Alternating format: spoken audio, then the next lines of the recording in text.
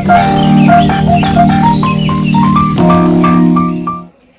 Guys, ನಮಸ್ತೆ, welcome back to my channel. I hope ನೀವೆಲ್ಲ ತುಂಬ ಚೆನ್ನಾಗಿದ್ದೀರಾ ಅಂತ ಅನ್ಕೊತ ಇವತ್ತಿನ ವ್ಲಾಗ್ ಸ್ಟಾರ್ಟ್ ಮಾಡೋಣ. ಇವತ್ತಿನ ವ್ಲಾಗ್ ಏನು ಅಂದರೆ last day of the year 31st December 2024. ಈ ವ್ಲಾಗ್ನ ಮಾಡೋದಕ್ಕೆ ಮೇನ್ ಮೋಟಿವೇಶನ್ ಏನು ಅಂದರೆ, ಸೊ ನನ್ನ ತಪ್ಪುಗಳಿಂದ ಯಾರೇ ಒಬ್ಬರು ಕಲ್ತ್ಕೊಂಡ್ರು ನನಗೆ ತುಂಬ ಖುಷಿ ಆಗುತ್ತೆ ಹಂಗಂತ ಅನ್ಕೊತ ಇವತ್ತಿನ ವ್ಲಾಗ್ನ ಶೂಟ್ ಮಾಡ್ತಾ ಇದ್ದೆ. ಲೈಕ್ ತುಂಬ ಹೆದರ್ಕೊತಾ ಇದ್ದೆ, ಲೈಕ್ ನನ್ನ ಫ್ಯಾಮಿಲಿ ಮೆಂಬರ್ಸ್ಗೂ ನೋಡ್ತಾರೆ, ಸೊ ಅವ್ರದ್ದೆಲ್ಲ ಏನು ರಿಯಾಕ್ಷನ್ಸ್ ಇರುತ್ತೆ ಅಂತ. ಲಾಸ್ಟಲ್ಲಿ like no, I should do this for me, not for every one, but ನನಗೋಸ್ಕರ. ಯಾಕಂದರೆ ಅವ್ರು ಏನು ಅನ್ಕೋತಾರೆ, ಇವ್ರು ಏನು ಅನ್ಕೋತಾರೆ ಅಂತಲೇ ಲೈಫ್ ಮುಗ್ದೋಯ್ತಾ ಇರುತ್ತೆ, ಯಾರೂ ಬರಲ್ಲ, ಇದಂತೂ ನಿಜ. ಯಾಕೆ ಅಂದರೆ ಲೈಕ್ 2021 ಅಲ್ಲೋ 22 ಅಲ್ಲೋ ನಾವು ಶಿಫ್ಟ್ ಆಗಿದ್ದು ಮುಂಬೈಯಿಂದ ಕರ್ನಾಟಕದಲ್ಲಿ. ಬಟ್ ನಾನು ಮುಂಬೈಲಿ ಇರಬೇಕಾದ್ರೆ ನಾನು ತುಂಬ ಬೋಲ್ಡ್ ಆಗಿದ್ದೆ. ಸೊ ಯಾರು ನನ್ನ ಬಗ್ಗೆ ಏನು ಅನ್ಕೋತಾರೆ ಅಂತ ನಾನು ಯಾವತ್ತೂ ಥಿಂಕ್ ಮಾಡಿದ್ದಿಲ್ಲ. ಬಟ್ ಇಲ್ಲಿಗೆ ಬಂದಮೇಲೆ ಸ್ವಲ್ಪ ಚೇಂಜ್ ಆಗಿದೆ. ಯಾರೂ ನನಗೆ ಹೇಳಿಲ್ಲ, ಬಟ್ ಲೈಕ್ ಮನಸ್ಸಲ್ಲೇ ನಾನೇ ಯೋಚನೆ ಮಾಡ್ಕೊತಾ ಇದ್ದೀನಿ, ಲೈಕ್ ಹಿಂಗೆ ಮಾಡಬೇಡ ಚಾನ್ನಿ, ಹಿಂಗೆ ಮಾಡಬೇಡ, ಅವ್ರು ಯಾರೋ ಏನೋ ಅನ್ಕೋತಾರೆ, ಅವ್ರೇನೋ ಅನ್ಕೋತಾರೆ ಅಂತ. But in the end of the year 2024 ನಾನು ಇಲ್ಲಿ ಬಂದು 4-5 ವರ್ಷ ಆಯಿತು.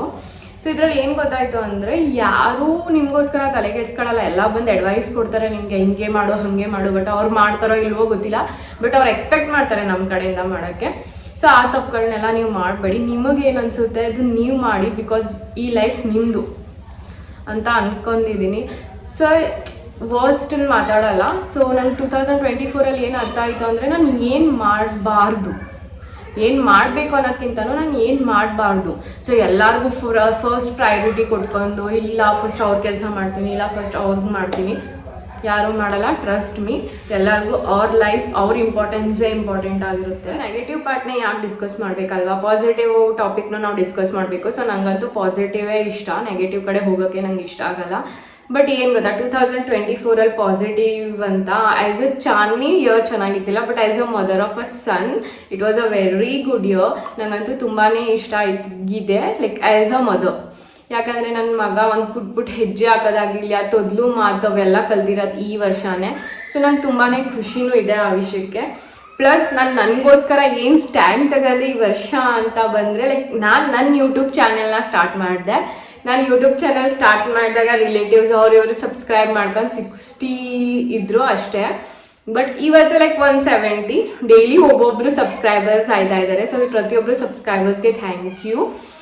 ಆಮೇಲೆ ಏನು ಗೊತ್ತಾ, ಲೈಕ್ ಯೂಟ್ಯೂಬ್ ಸ್ಟಾರ್ಟ್ ಮಾಡಿದಾಗಲೂ ನನ್ನನ್ನು ತುಂಬ ಜನ ಮೋಟಿವೇಟ್ ಮಾಡೋದಕ್ಕಿಂತನೂ ಡಿಮೋಟಿವೇಟೇ ಮಾಡಿದ್ದು ಜಾಸ್ತಿ. ಯಾಕಂದರೆ ನಾನು ಸುಮಾರು ವರ್ಷಗಳಿಂದ ಯೋಚನೆ ಮಾಡ್ತಿದ್ದೆ, ಆ್ಯಸ್ ಅ ಕಾಲೇಜ್ ಲೈಫಿಂದನೂ ಯೋಚನೆ ಮಾಡ್ತಿದ್ದೆ, ಯಾಕೆ ಮಾಡಬಾರ್ದು. ಬಟ್ ನಾನು ಮನಸ್ಸಲ್ಲೇ ಇಟ್ಕೋತಾ ಇದ್ದೆ. ಬಟ್ ಸಡನ್ನಾಗಿ ಏನಾಯಿತು ಅಂತ ನನಗೆ ಗೊತ್ತಿಲ್ಲ. ಸೊ ಮಾಡಬೇಕು, ಯಾಕೆ ಮಾಡಬಾರ್ದು, ನಾನು ಮಾಡಬಹುದು ಅಂತ ಅನ್ಕೊತಾನೆ ಇದ್ದೆ. ಸೊ ನನ್ನ ತಂಗಿ ಒಬ್ಳು ಒಂದಿನ ಬಂದಿದ್ಲು ನಮ್ಮ ಮನೆಗೆ, ನಮ್ಮ ಕಸಿನ್. ನಾನು ನೆಕ್ಸ್ಟ್ ವ್ಲಾಗ್ಸಲ್ಲಿ ತೋರಿಸ್ತೀನಿ ಅವಳನ್ನ. ಸೊ ಅವ್ರ ಜೊತೆ ಜಸ್ಟ್ ಹಿಂಗೆ ಕುತ್ಕೊಂಡು ಅಲ್ವಾ, ಯಾಕೆ ಮಾಡಬಾರ್ದಲ್ವಾ. ಸೊ ಶಿ ವಾಸ್ ಲೈಕ್, ಅಕ್ಕ ಹಾಂ ನೀನು ಮಾಡ್ಬೋದು, ನಿನಗೆ ಇಂಟ್ರೆಸ್ಟ್ ಇದೆ, ನಿಂಗೆ ವೀಡಿಯೋಸ್ ತೆಗಿಯೋದಾಗಲಿ, ಏನೇ ಒಂದು ಎಕ್ಸ್ಪ್ಲೋರ್ ಮಾಡೋಕ್ಕೆ ನನಗಿಂತ ನಿಂಗೆ ಇಷ್ಟ, ಸೊ ನೀನು ಮಾಡು ಅಂತ ಸ್ವಲ್ಪ ಅವಳೇ ಮೋಟಿವೇಟ್ ಮಾಡಿದ್ದು. ಸೊ ಅವಳಂಗೆ ಹೇಳ್ತಿದ್ದಂಗೆ ಅಲ್ವಾ ಅನ್ಕೊಂಡು ನೆಕ್ಸ್ಟ್ ಡೇನೇ ನಾನು ವೀಡಿಯೋ ಶೂಟ್ ಮಾಡಿ ಯೂಟ್ಯೂಬಿಗೆ ಹಾಕ್ಬಿಟ್ಟೆ, ಲೈಕ್ ಅಪ್ಲೋಡ್ ಮಾಡಿಬಿಟ್ಟೆ. ಸೊ ನನಗೆ ಗೊತ್ತಿಲ್ಲ ಯಾರು ಹೆಂಗೆ ಅನ್ಕೋತಾರೆ, ಏನು ಅನ್ಕೊಳ್ಳಲ್ಲ. ಬಟ್ ಸುಮಾರು ಜನ ಸಪೋರ್ಟ್ ಮಾಡಿದ್ದಾರೆ, ಇಲ್ಲ ನೀನು ಮಾಡು, ನೀನು ಚೆನ್ನಾಗಿ ಮಾಡ್ತೀಯ ಅಂತ. ಇನ್ನು ಕೆಲವೊಬ್ರು ಏನಂದ್ರು ಅಂತ ಹೇಳ್ತೀನಿ. ಆ್ಯಕ್ಚುಲಿ ಫಸ್ಟ್ ವ್ಲಾಗ್ನ ಸುಮಾರು ಜನ ಇಷ್ಟಪಟ್ಟಿದ್ರು, ಸೆಕೆಂಡ್ ಥರ್ಡಲ್ಲಿ ಯಾರು ಇಷ್ಟಪಟ್ಟರು ಲೈಕ್ ಕೊಟ್ಟರು ಅನ್ನೋಕ್ಕಿಂತನೂ ನಾನು ಆ್ಯಕ್ಟ್ ಮಾಡೋಕ್ಕೆ ಸ್ಟಾರ್ಟ್ ಮಾಡಿದೆ. ಸೊ ನನಗೇನು ಗೊತ್ತಾ, ಪ್ರತಿಯೊಬ್ಬರು ಹೇಳಿದ್ದೇನು ಅಂದರೆ, ನೀನು ಕನ್ನಡ ಚೆನ್ನಾಗಿಲ್ಲ, ನೀನು ತುಂಬ ಟಿಪಿಕಲ್ ಊರಲ್ಲಿರೋರ ಥರ ಕನ್ನಡ ಮಾತಾಡ್ತೀಯಾ ಅಂತ. ಸೊ ಹಾಂ ಅಲ್ವಾ, ನನಗೂ ಹಂಗೆ ಅನ್ನಿಸ್ತು. ಸೊ ಏನೂ ಮಾಡೋಕ್ಕಾಗಲ್ಲ. ಸೊ ನಾನು ನೆನ್ಕೋತಾ ಮಾತಾಡಿವೆ ವ್ಲಾಗ್ಸಲ್ಲಿ. ಸೊ ಆಮೇಲೆ ಒಂದಿನ ನಾನು ನಮ್ಮ ಅಂಕಲ್ ಮನೆಗೆ ಹೋದೆ. ಸೊ ನಾನು ಕೇಳಿದೆ, ಅಂಕಲ್ ನಿಮಗೆ ನನ್ನ ವ್ಲಾಗ್ಸಲ್ಲಾಗಲಿ ನನ್ನ ವೀಡಿಯೋಸ್ ಆಗಲಿ ನಿಮಗೆ ಯಾವ್ದು ಇಷ್ಟ ಅಂತ. ಸೊ ನಮ್ಮ ಅಂಕಲ್ ಅಂದರು ಫಸ್ಟ್ ವ್ಲಾಗ್. ನಾನಂದರೆ ಯಾಕೆ, ಅದು ನ್ಯಾಚುರಲ್ ಆಗಿ ಅನ್ನಿಸ್ತು ನನಗೆ, ಬಾಕಿ ವ್ಲಾಗ್ಸ್ ನನಗೆ ನ್ಯಾಚುರಲ್ ಆಗಿ ಅನ್ಸಲ್ಲ, ನೀನು ಮಾತಾಡೋದು ಸ್ವಲ್ಪ ಆ್ಯಕ್ಟ್ ಮಾಡ್ತಾ ಇದೆಯಾ ಅಂತ ಅನಿಸ್ತಾ ಇದೆ ಅಂತ ಅಂದರು. ಅಲ್ವಾ, ನಾನು ಅಂದೆ ಹಿಂಗಿದೆ ಅಂತ. ಸೊ ಅವರು ಹೇಳಿದರು. ಸೊ ಅದರಲ್ಲಿ ನಾನು ಅಂದೆ ಅವ್ರಿಗೆ, ಲೈಕ್ ಅಂಕಲ್ ನಂಗೆ ಕನ್ನಡ ಚೆನ್ನಾಗಿಲ್ಲ, ನಂಗೆ ಸುಮಾರು ಚೆನ್ನಾಗಿ ಹೇಳ್ತಾ ಇದ್ದಾರೆ, ಸೊ ಐ ಥಾಟ್ಗೆ ಚೇಂಜ್ ಮಾಡ್ಕೊಳ್ಳೋಣ ಅಂತ. ಸೊ ಅಂಕಲ್ ಹೇಳಿದರು, ಚಾನಿ ನೀನು 27 ವರ್ಷ ಈಗ, ಈ ವರ್ಷ ನಾನು 27 ವರ್ಷ ಕಂಪ್ಲೀಟ್ ಆಗ್ಬಿಡುತ್ತೆ ಏಪ್ರಿಲ್ಗೆ. ಸೊ 27 ವರ್ಷದಿಂದ ನೀನು ಕಲ್ತಿರೋ ಕನ್ನಡನ ಸಡನ್ ಆಗಿ ನೀನು 2 days ಕಲಿಯೋಕ್ಕಾಗಲ್ಲ. ಇಂಪ್ರೂವ್ ಮಾಡ್ಕೊಂಡು ಹೋಗು. ಬಟ್ ನಿಂದೇನಿದೆ ನೀನು ಆ ಥರ ಮಾತಾಡಿ. ಯಾಕಂದರೆ ಲೈಕ್ ನಾನು 22 yearsನ ಮುಂಬೈಯಲ್ಲೇ ಇದ್ದಿದ್ದು. ಸೊ ಮುಂಬೈಯಲ್ಲಿ ಇದ್ದಾಗ ನಾನು ಜಸ್ಟ್ 2 monthsಗೆ ವೆಕೇಶನ್ಸಿಗೆ ಬರೀವೆ. ಅದು ನಾನು ಊರಲ್ಲಿ ನಮ್ಮ ಅಜ್ಜಿ ತಾತ ಊರಲ್ಲೇ ಬೆಳೆದಿದ್ದು. 2 months ಬರೀವಲ್ಲ ಆಗುವ. ಸೊ ಆ 2 monthsಲ್ಲಿ ಅವ್ರು ನನ್ನ ಜೊತೆ ಹೆಂಗೆ ಕಮ್ಯುನಿಕೇಶನ್ ಮಾಡ್ತಾರೋ ನಾನು ಹಂಗೆ ಮಾತಾಡ್ತಾ ಇದ್ದೆ. ಸೊ ಈಗ ಹಳ್ಳಿ ಲ್ಯಾಂಗ್ವೇಜನ್ನು ತಗೊಂಡು ಹೋಗ್ಬಿಟ್ಟು ನಾನು ಸಿಟಿ ಲ್ಯಾಂಗ್ವೇಜಲ್ಲಿ ಕನ್ನಡ ಹೆಂಗೆ ಕನ್ವರ್ಟ್ ಮಾಡಲಿ? ಮಾಡೋಕ್ಕಾಗಲ್ಲ. ಸೊ ನಾನು ಎಷ್ಟು ಆ್ಯಕ್ಟ್ ಮಾಡೋಕ್ಕಾಗುತ್ತೆ? ಆಗಲ್ಲ. ಯಾಕಂದರೆ ನೆನ್ಕೋಬೇಕು. ಈಗ ನಾನು ನನ್ನ ಲ್ಯಾಂಗ್ವೇಜಲ್ಲೇ ಮಾತಾಡೋದ್ರಿಂದ ಈ ವಿಡಿಯೋ ತುಂಬ ಚೆನ್ನಾಗಿ ಬರ್ತಿದೆ. ಸ್ವಲ್ಪ ಮಿಸ್ಟೇಕ್ಸ್ ಆಯ್ತಾ ಇರುತ್ತೆ, ನನಗೆ ಗೊತ್ತು. ಬಟ್ ಗೈಸ್ ನನಗೇನನ್ಸುತ್ತೆ ಗೊತ್ತಾ, ನೀವೆಲ್ಲ ಅರ್ಥ ಮಾಡ್ಕೋತೀರಾ. ಸೊ ನನ್ನ ಕನ್ನಡ ಯಾಕೆ ಹಿಂಗಿದೆ ಅಂದರೆ 23 years ನಾನು ಮುಂಬೈಯಲ್ಲಿ ಇದ್ದಿದ್ದು. ಸೊ ಸಡನ್ನಾಗಿ ಚೇಂಜ್ ಮಾಡ್ಕೊಳಕ್ಕಾಗಲ್ಲ. ನಾನು ಮುಂದಕ್ಕೆ ಚೇಂಜ್ ಮಾಡ್ಕೊತೀನಿ. ಚೇಂಜ್ ಮಾಡ್ಕೊಳ್ಳೇಬೇಕು. Life is a rule of changing the books ಹಂಗೆ ಅನ್ಕೊಂತ ಮಾಡ್ಕೋತಾ ಇದ್ದೀನಿ. ಬಟ್ ಸಡನ್ ಆಗಂತೂ ಆಗಲ್ಲ. ಸೊ ನನ್ನ ಲ್ಯಾಂಗ್ವೇಜ್ ಹಿಂಗೇನೆ, ನಾನು ಹಿಂಗೆ ಇದೇ ಥರ ಮಾತಾಡ್ತೀನಿ. ಐ ಹೋಪ್ ನಿಮಗೆಲ್ಲ ನನ್ನ ಕನ್ನಡ ಇಷ್ಟ ಆಗುತ್ತೆ ಇಲ್ಲ ಅಂತ ಪ್ಲೀಸ್ ನಂಗೆ ಕಮೆಂಟ್ ಮಾಡಿ. ಈಗ ನಿಮ್ಮೆಲ್ಲರಿಗೂ ಗೊತ್ತಾಗಿರುತ್ತೆ ಸೊ ನನ್ನ ಕನ್ನಡ ಯಾಕೆ ಹಿಂಗಿದೆ ಅಂತ ಅನ್ಕೊಂತ ನೆಕ್ಸ್ಟ್ ಟಾಪಿಕಿಗೆ ಶಿಫ್ಟ್ ಮಾಡ್ತಾ ಇದ್ದೀನಿ, ಮೇನ್ ಟಾಪಿಕಿಗೆ. ನೋಡಿ, ನಿಮಗೇನು ಖುಷಿ ಕೊಡುತ್ತೆ ಅದನ್ನು ಮಾಡಿ. ಯಾರ ಖುಷಿಗೋಸ್ಕರನೂ ಏನೂ ಮಾಡಬೇಡಿ. ಯಾಕಂದರೆ at the end of the day ಅಲ್ಲ ನೀವು ಖುಷಿಯಾಗಿರಲ್ಲ. ಸೊ ನೀವು ಖುಷಿಯಾಗಿರಲ್ಲ ಅಂದರೆ ನಿಮ್ಮ ಹಿಂದೆ ನೀವಿಗೋಸ್ಕರ ಅಂತ ಇಂಪಾರ್ಟೆನ್ಸ್ ಕೊಡ್ತಿರ್ತಾರಲ್ಲ ಅವರು ಖುಷಿಯಾಗಿರಲ್ಲ ಅಂತ ಇದು ನನ್ನ ಅನಿಸಿಕೆ. ಯಾಕಂದರೆ ನಂಗೆ ಬೇಜಾರಾದಾಗ ಲೈಕ್ ನಾನು ನಮ್ಮ ಅಮ್ಮನ ಮೇಲೂ ಬೇಜಾರು ಮಾಡ್ಕೊತೀನಿ, ನನ್ನ ಹಸ್ಬೆಂಡ್ ಮೇಲೂ ಬೇಜಾರು ಮಾಡ್ಕೊತೀನಿ, ನನ್ನ ಮಗನ ಮೇಲೂ ಸ್ವಲ್ಪ ಲೈಕ್ ಬೇಜಾರಾಗಿರುತ್ತೆ. ಲೈಕ್ ಅವ್ನ ಮೇಲೆ ಫೋಕಸ್ ಮಾಡೋಕ್ಕಾಯ್ತಿರಲ್ಲ ನನ್ನ ಕೈಲಿ. ಆಮೇಲೆ ಮದರ್ ಆದ್ಮೇಲೆ ಫೋಕಸ್ ಮಾಡಲೇಬೇಕಲ್ವಾ. ಸೊ ನನಗದು ಗಿಲ್ಟ್, ಯಾಕೆ ನಾನು ಹಿಂಗೆ ಬಿಹೇವ್ ಮಾಡ್ತಾ ಇದ್ದೀನಿ, ಯಾಕೆ ನನಗೆ ಆಯ್ತಿಲ್ಲ. ಯಾಕಂದರೆ ನಾನು ಬೇರೆಯವ್ರಿಗೆ ಸುಮಾರು ಇಂಪಾರ್ಟೆನ್ಸ್ ಕೊಡೋಕ್ಕೆ ಸ್ಟಾರ್ಟ್ ಮಾಡಿಬಿಟ್ಟೆ ಇಲ್ಲಿಗೆ ಶಿಫ್ಟ್ ಆದಮೇಲೆ. ಬಟ್ ಈ ವರ್ಷ ಅಂತೂ ಆ ತಪ್ಪು ನಾನು ಮಾಡಲ್ಲ. ಸೆಕೆಂಡ್, ಸೊ ನಿಮಗೋಸ್ಕರ ಸ್ಟ್ಯಾಂಡ್ ತೊಗೊಳ್ಳಿ. ನಿಮಗೇನು ಇಷ್ಟ ಅದನ್ನು ಮಾಡಿ. ಏನೇ ಒಂದು ಇರಬಹುದು, ಏನೇ ಒಂದು ಮಾಡೋದಾಗಿರ್ಬೋದು. ನಿಮಗೆ ಕುಕ್ಕಿಂಗ್ ಇಷ್ಟನಾ, ನಾಳೆಯಿಂದ ಮಾಡ್ತೀನಿ, ಬೇಡ ಇವತ್ತಿಂದ ಟ್ರೈ ಮಾಡಿ. ಚಿಕ್ಕದು ಟ್ರೈ ಮಾಡಿ. ಆ ಥರ ನಿಮಗೆ ಯಾವ ಥರ ಖುಷಿ ಕೊಡುತ್ತೆ ಆ ಥರ.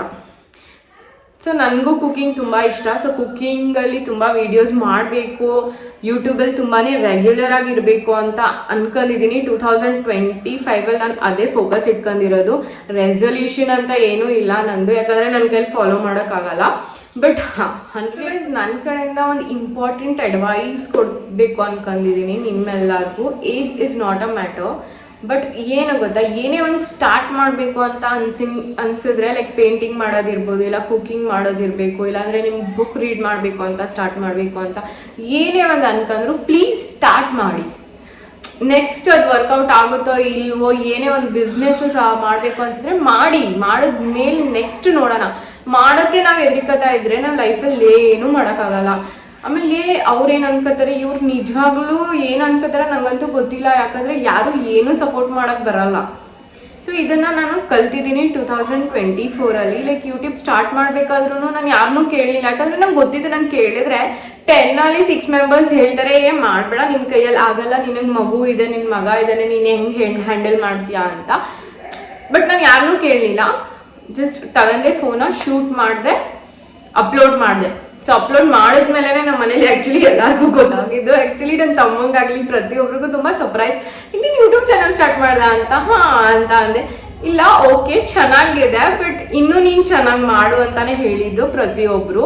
ಲೈಕ್ ನನ್ನ ಫ್ರೆಂಡ್ಸ್ ಅಂತೂ ಎಷ್ಟು ಎಕ್ಸೈಟೆಡ್ ಆಗಿದ್ರು ಅಂದರೆ ನನ್ನ ಬ್ಲಾಗ್ ನೋಡ್ಬಿಟ್ಟು. ಸೊ ಅವ್ರಿಗೆಲ್ಲ ಹೆಂಗೆ ಅಂದರೆ ಕನ್ನಡ ಬರೋಲ್ಲ, ನಾನು ಕನ್ನಡದಲ್ಲಿ ಮಾಡಿದ್ದೀನಿ. ಸೊ ಅವರೆಲ್ಲ ಕನ್ನಡ ಅರ್ಥ ಇದೆಲ್ಲ, ಬಟ್ ಚೆನ್ನಾಗಿದೆ, ವೆರಿ ಗುಡ್ ಮಾಡು ಅಂತ. ಯಾಕಂದರೆ ನಾನು ಒಂಥರ ಲೀಸಿ ಸೋಂಬೇರಿಯೇ ಮಾಡ್ಬೇಕಾ, ಮಾಡೋಣ ಬಿಡು ಆ ಥರ. ಸೊ ಹಂಗೆ ಅನ್ಕೊಂಡು ಯೂಟ್ಯೂಬ್ ಚಾನಲ್ನ ಸ್ಟಾರ್ಟ್ ಮಾಡಿದೆ. ನಿಧಾನಕ್ಕೆ ಗ್ರೋ ಆಯ್ತಿದೆ ಸಬ್ಸ್ಕ್ರೈಬರ್ಸ್ ಜೊತೆ. ನಿಧಾನಕ್ಕೆ ಗ್ರೋ ಮಾಡೋಣ. 2025ಅಲ್ಲಿ ತುಂಬ ಎಕ್ಸ್ಪ್ಲೋರ್ ಮಾಡಬೇಕು ಅನ್ಕೊಂಡಿದ್ದೀನಿ. ನನ್ನನ್ನು ನಾನೇ ಪುಷ್ ಮಾಡ್ಕೋಬೇಕು ಅನ್ಕೊಂಡಿದ್ದೀನಿ. ಮುಂದಕ್ಕೆ ನಾನು ಇದು ಮಾಡ್ಬೋದು, ಅದು ಮಾಡ್ಬೋದು ಅಂತ ತುಂಬ ಪ್ಲ್ಯಾನಿಂಗ್ಸ್ ಇದೆ. ಸೊ ನಿಮ್ಮ ಸಪೋರ್ಟ್ ಹೀಗೆ ಇರಲಿ, ಇದೇ ಥರ ಇರುತ್ತೆ ಅಂತ ಅನ್ಕೊಂತ ಈ ವ್ಲಾಗ್ನ ಎಂಡ್ ಮಾಡ್ತಾ ಇದ್ದೀನಿ. ಎಲ್ಲ ಸಬ್ಸ್ಕ್ರೈಬರ್ಸ್ಗೂ ಥ್ಯಾಂಕ್ ಯು ಸೋ ಮಚ್, ಪ್ರತಿಯೊಬ್ಬರು ಸಬ್ಸ್ಕ್ರೈಬರ್ಸ್ಗೆ. ಯಾಕಂದರೆ ನೀವೇ ನನ್ನನ್ನು ಮೋಟಿವೇಟ್ ಮಾಡ್ತೀರಾ. ಲೈಕ್ ದಿನದಲ್ಲಿ 1 ಸಬ್ಸ್ಕ್ರೈಬರ್ ಬರುತ್ತೆ, ಆವಾಗಲೂ ನಾನು ಖುಷಿ ಆಯ್ತೀನಿ. ಒಂದಿನ ಒಂದು ಬರಲಿಲ್ಲ, ಇವತ್ತು ಒಂದು ಬರಲಿಲ್ಲ, ನಾಳೆ ಬರ್ಬೋದು ಅನ್ಕೊಂಡೆ ವ್ಲಾಗ್ಸ್ನ ಕಂಟಿನ್ಯೂ ಮಾಡ್ತಾ ಇದ್ದೀನಿ. ಸೊ ಎಲ್ಲರಿಗೂ ಈ ಅವರ್ನ, ಈ ಅವರಲ್ಲಿ ನೆಗೆಟಿವ್ನ ಇಲ್ಲೇ ಬಿಟ್ಟು ನಾನು ನಿಮ್ಮೆಲ್ಲರಿಗೂ ಕೇಳ್ಕೊಳ್ಳೋದು ಇಷ್ಟೇ.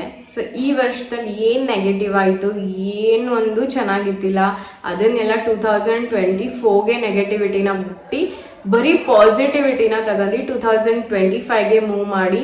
ಸೊ ಎಲ್ಲ ಒಳ್ಳೇದಾಗುತ್ತೆ, ಫಿಂಗರ್ ಕ್ರಾಸ್, ಎಲ್ಲರೂ ಖುಷಿಯಾಗಿ ಇರಿ ಅಂತ ಹೇಳ್ತಾ ಇವತ್ತಿನ ವ್ಲಾಗ್ನ ಇಲ್ಲಿಗೆ ಎಂಡ್ ಮಾಡ್ತಾ ಇದ್ದೀನಿ. ಬಾಯ್.